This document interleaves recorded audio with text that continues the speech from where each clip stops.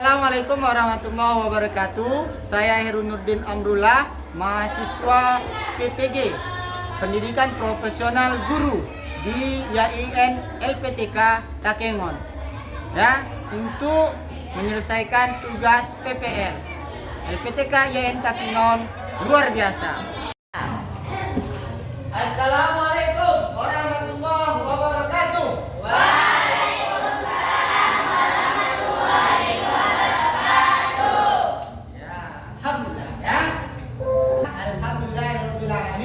Wassalatu wassalamu ala asrafil anbiya wal mursalin wa ala rasulillahi ajmain. Allahumma shalli ala Muhammad wa ala Muhammad.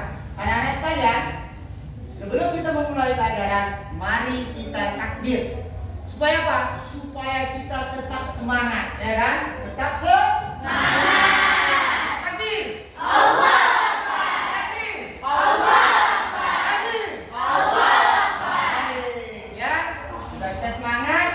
Kita doa kepada saudara Niko, Ananda Niko, untuk berdoa. Kenapa Niko? Karena Niko adalah calon seorang pemimpin, laki-laki, calon seorang pemimpin. Ya, baik Niko, karena dia sudah tertib dan rapi, silakan berdoa. Dipimpin.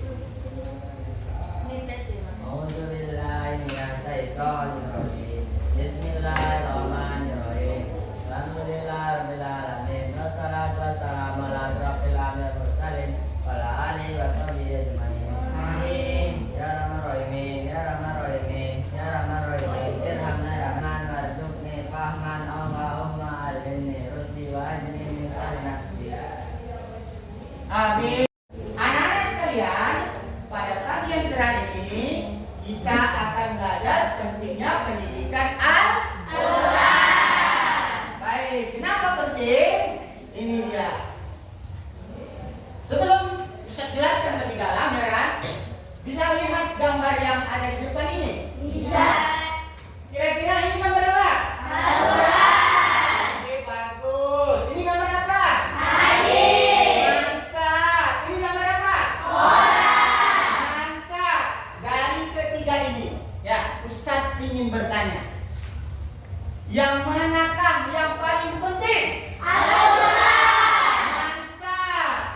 Bagaimana kita memahaminya?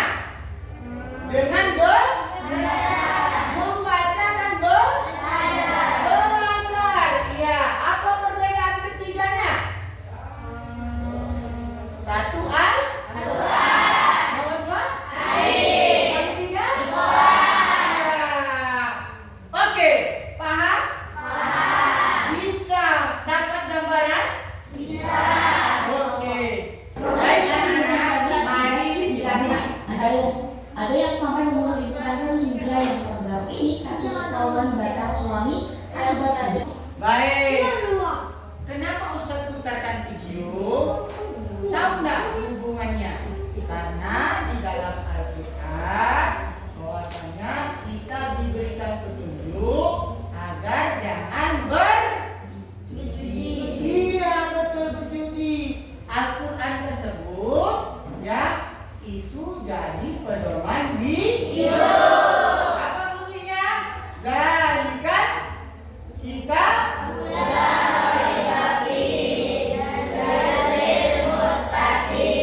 ya, inilah pandangan Al-Quran tentang kehidupan. Kalau tentang dunia, ini dia. Yas'alunaka 'anil khamri wal maisir.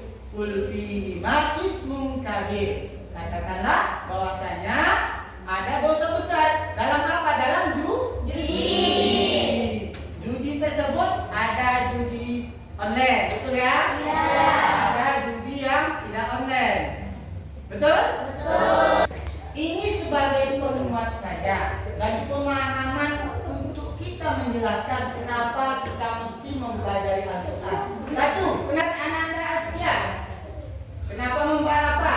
Pentingnya kita belajar Al-Quran.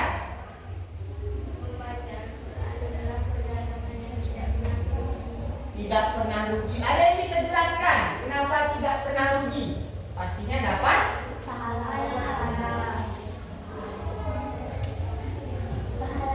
ya, dapat pahala. Yang kedua, dunia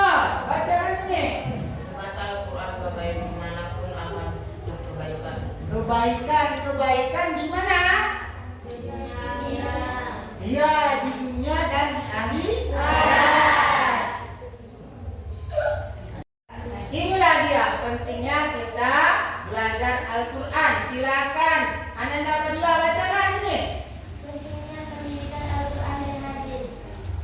Pendidikan Al-Quran dan hadis merupakan fondasi utama dalam membentuk pribadi muslim yang berakhlak mulia, berilmu dan bertakwa. Melalui pendidikan ini kita diajarkan untuk memahami nilai-nilai luhur Islam, mengamalkannya dalam kehidupan sehari-hari, serta menemukan makna hidup yang hakiki.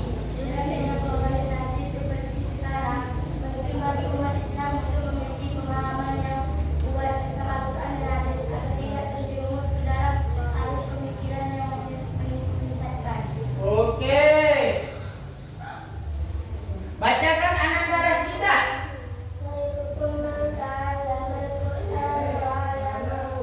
Ya, khairukum man ta'allamal Qur'an wa 'allama. Sebaik-baik di antara kalian adalah yang mempelajari Al-Qur'an dan mengajarkannya. Ini dia definisi Al-Qur'an. Siapa yang bisa? Apa pengertian Al-Qur'an? Ya, Adri. Al-Quran adalah kitab suci umat Islam yang dijadikan sebagai firman Allah Subhanahu wa taala yang diturunkan kepada Nabi Muhammad SAW dan dalam malaikat Jibril. Ya, apakah betul? Lydia? Iya, jadi Al-Quran adalah firman Allah. Al-Hadis, siapa yang bisa? Iya, silakan. Hadis adalah segala perkataan, perbuatan dan persetujuan Nabi Muhammad SAW yang diriwayatkan oleh para sahabat. Hadis berfungsi sebagai perlengkapan Al-Quran dalam menjelaskan berbagai macam hukum, akhlak, dan ajaran Islam lainnya. Jadi singkatnya hadis adalah segala perkataan, Perbuatan dan persetujuan. ya, tingkah laku Nabi Muhammad. Oke, bisa paham ya? Bisa menjelaskan dengan kawannya? Bisa. Contoh, Askia jelaskan apa itu hadis. Hadis adalah segala perbuatan dan persetujuan Nabi Muhammad SAW. Ya bagus, terima kasih. Baik, anak-anak sekalian, di hadapan kalian, di tengah-tengah kalian, Ustadz sudah bagi lembar peserta didik. Di slide pun ada. Apa nanti pekerjaannya? Silahkan dilihat. Ya. Pertama, kelompok 1, kelompok 2, kelompok 3, kelompok 4, ya. Sama-sama melihat. Ya, tugas 1, apa itu definisi Al-Quran? Ya, jelaskan secara singkat apa perbedaannya. Tugas 2, apa? Tugasnya sebutkan 3 contoh yang bisa diterapkan dalam kehidupan sehari-hari, ya kan?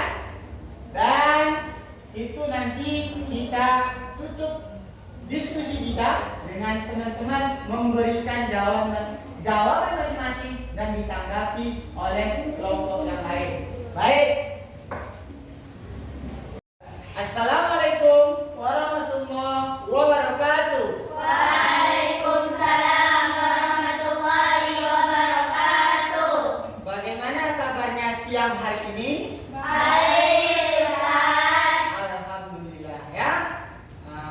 Takbir dulu. Takbir. Allahu Akbar. Takbir. Allahu Akbar. Takbir. Allahu Akbar. Sebelum kita memulai pelajaran, mari kita berdoa kepada Allah Subhanahu wa taala agar doa pelajaran kita dimudahkan oleh Allah Subhanahu wa taala. Sama-sama ya. Bismillah.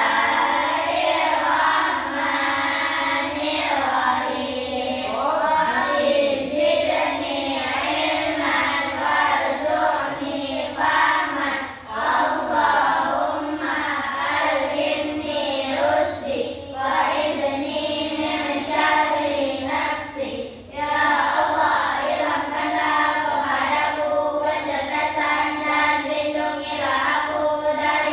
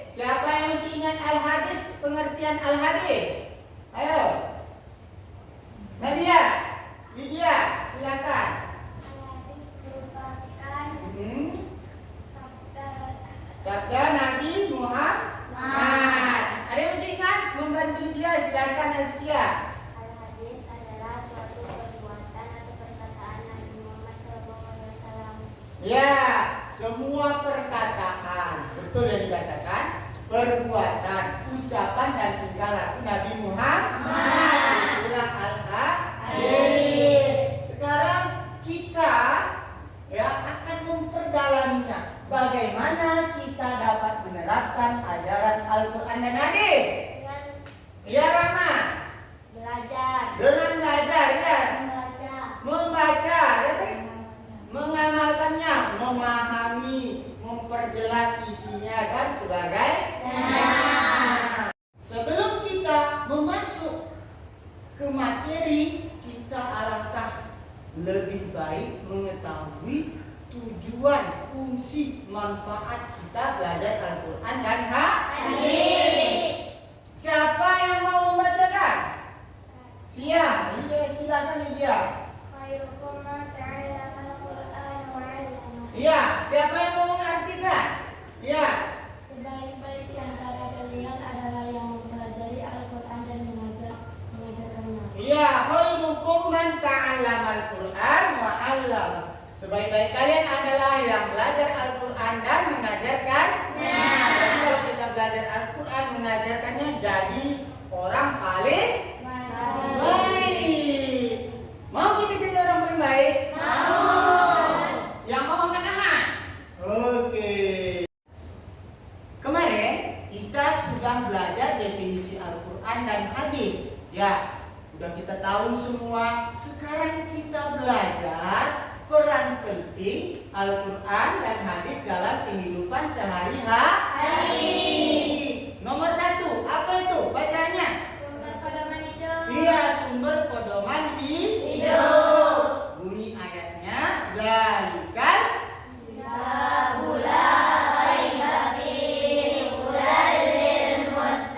Iya, hudal lil muttaqin.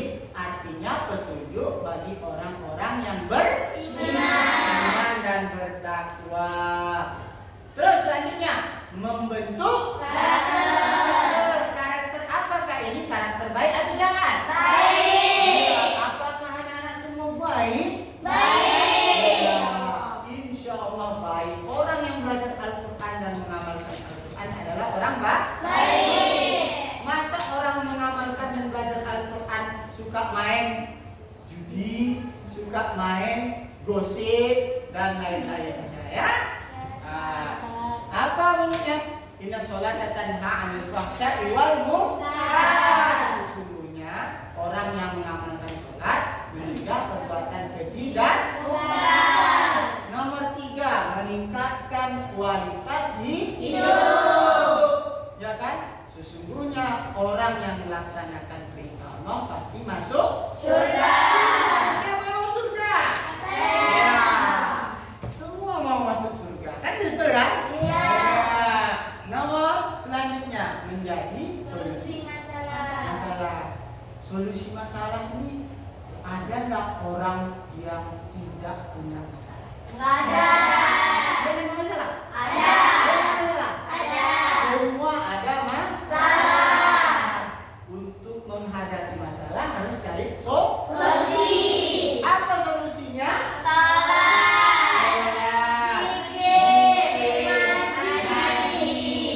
Itu semua ada dalam Al-Quran dan Hadis. ya, betul sekali. Coba anak-anak sekalian lihat yang ada di depan, implementasi. Pembelajaran Al-Quran dan hadis di kehidupan sehari-hari. Ada yang tahu arti implementasi? Melaksanakan. Contoh, apa pelaksanaan Al-Quran dan hadis dalam kehidupan sehari-hari? Salat. Selain sholat, Dalam kuliah. selain itu, Membantu sesama. selain itu, Membangun hubungan baik. baik. Sholat, sekarang sholat.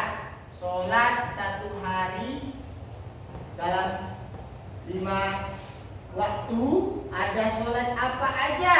Sholat subuh, zuhur, asar, maghrib, isya. Iya, harus kita melaksanakan sholat. Sholat. Berakhlak mulia artinya berakhlak terpuji. Ustaz mau tanya, apa contoh akhlak mulia? Membantu siapa? Apa lagi contohnya? Membantu sesama, betulkah itu? Iya, apa lagi contoh akhlak mulia dan terpuji? Membaca Al-Quran, betulkah itu? Iya, itu namanya akhlak terpuji. Selain akhlak terpuji, ada namanya akhlak tercela. Nah, akhlak terpuji dan tercela. Apakah Anda mau semua tercela? Ya. Yang ketiga, membantu sesama, udah. Yang keempat, membangun hubungan baik. Nah, Ustaz nih punya kasih contoh Ustaz dengan adik Ustaz. Karena kita sama-sama sholat, sama-sama melaksanakan perintah Allah, membaca Al-Quran, mengamalkan Al-Quran, akhirnya hubungan Ustaz dengan adik Ustaz jadi baik atau tidak baik? Baik. Kalau Ustaz begajul, nggak pernah sholat, nggak pernah baca Quran, dia pun juga kayak gitu, nggak pernah sholat, nggak pernah baca Quran. Kira-kira kalau ada masalah jadi baik atau tidak baik? Baik. Tidak baik, bahkan bisa berantak. Ya. Oke? Mari kita dengarkan kira-kira ini apa? Ayo sama-sama.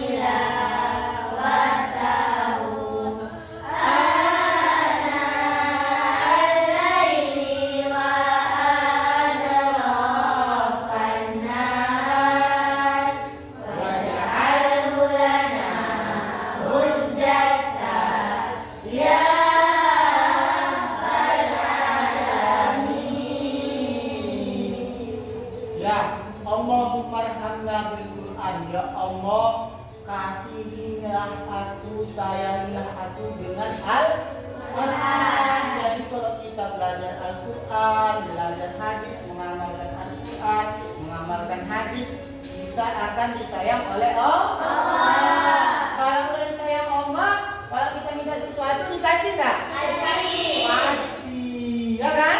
Ya. Itulah dia ya. Baik, Ustaz membagi kelompok kepada Anda semua.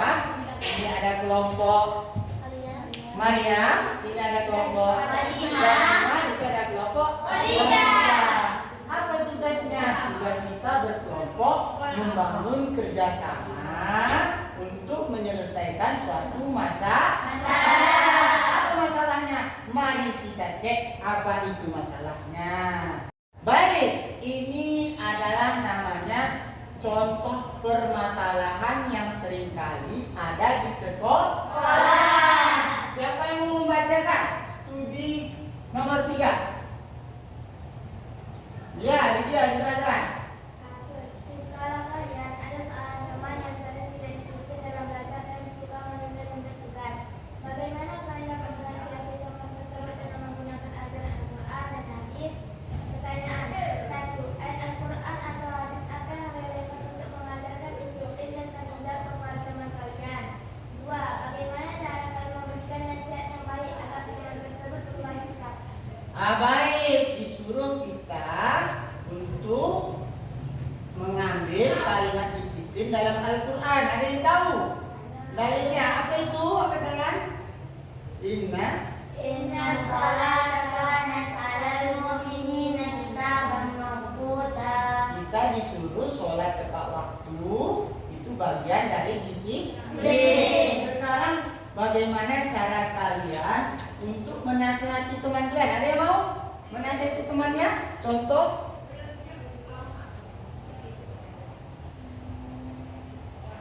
Kalau Ustaz sering datang terlambat, Terus karena kita sayang sama teman kita, apa yang dia bilang?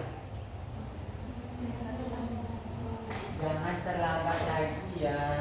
Ada kalimat yang lain? Datanglah tepat waktu. Ada lagi? Belajarlah disiplin. Ada yang lebih mantap lagi. Ih, kok tambah cantik, tambah mantap, tapi sering terlambat, jelek jadinya. Bagus tak? Itu namanya kalimat menyindir. Untuk berubah jadi lebih baik. Nomor selanjutnya, apa pelajaran penting yang kelompok kalian dapatkan dari diskusi tentang pentingnya Al-Quran dan hadis? Ada yang tahu apa pelajaran penting? Apa manfaat kita belajarnya? Kita mengetahuinya semakin dalam. Kita mengetahui semakin dalam ilmu kita. Bagus. Apa lagi? Supaya kita disiplin. Apakah kalian berencana untuk lebih menerapkan ajaran Al-Quran hadis dalam kehidupan sehari-hari? Iya. Mau? Nah, jelaskan rencananya. Kapan rencananya kalian menerapkan Al-Quran dan hadis dalam kehidupan sehari-hari? Insya Allah besok. Insya Allah mulai ya. Contoh kita sholat Allahu Akbar. Masa sholat besok?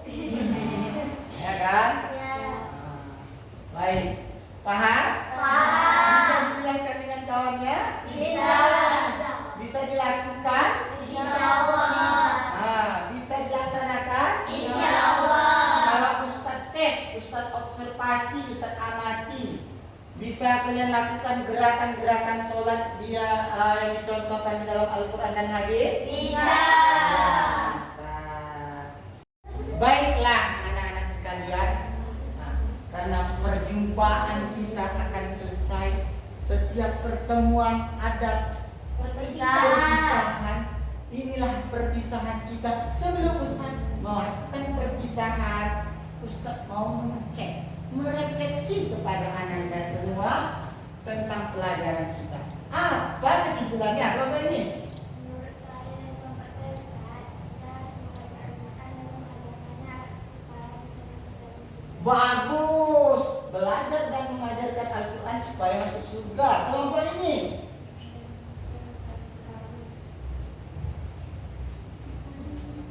menjadikan Al-Quran sebagai pedoman hidup dalam kehidupan sehari-hari. Betul ini? kelompok kami kita suka mempelajari Al-Quran dan hadis sebagaimana yang sudah kami pelajari dan menerapkannya. dan Iya, setelah kita belajar, kita menerapkannya, kita laksanakan dalam kehidupan sehari-hari. Betul nggak dibilang ini? Betul nggak dibilang ini? Ini kan dibilang betul nggak? Betul nggak? Iya, jadi solusinya kalau ada permasalahannya sering datang terlambat, kita harus menasihati teman kita, ya, menasihati teman kita jangan datang terlambat. Sholat aja harus tepat waktu, masa belajar lambat. Ada pertanyaan lain lagi? Ya, kita cukupkan dengan hamdalah wa kafaratul majlis.